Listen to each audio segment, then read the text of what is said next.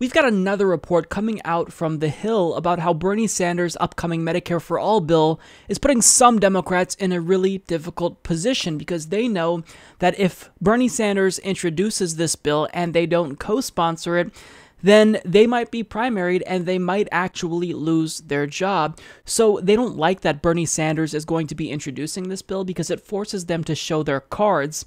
Now, that same concern, however, is not just being echoed by Senate Democrats, because Democrats that might actually be running for president in 2020 are now starting to worry that Bernie Sanders' Medicare for All bill might hurt their chances in the Democratic primaries come 2019 and 2020.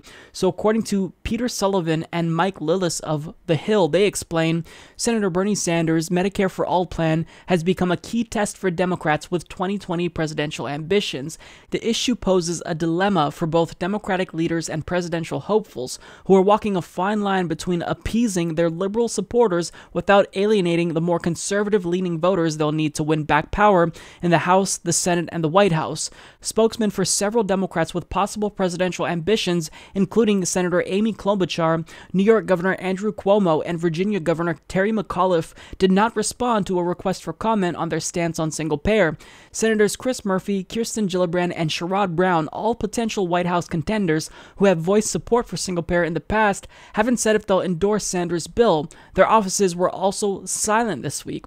A spokeswoman for Senator Cory Booker, another possible candidate, referred to Booker's interview with Vox in April. He said then that I believe ultimately in ideas like single-payer or Medicare for all, while adding that I don't know how we get it done in this environment. They will face no lack of pressure to try, as liberal groups are already pushing for candidates to get on board. Okay, so let me tell you what this is about. This is not about Democrats being wary about alienating centrist voters, because even a plurality of Republicans support Medicare for all. What this is about is them not wanting to get on board with Medicare for all because their donors won't let them get on board with Medicare for all. In fact, of the 6 people named here who might be running for president in 2020 who were silent, Amy Klobuchar took roughly $250 million from health industry PACs. Sherrod Brown took over $2 million from health industry PACs.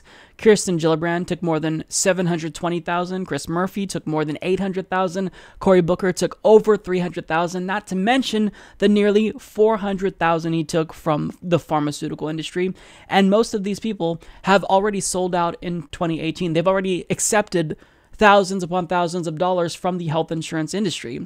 So the reason why they're silent is because their donors paid them to be silent. And let me just say this to Kirsten Gillibrand, someone who supports single payer, and Sherrod Brown: your silence is deafening.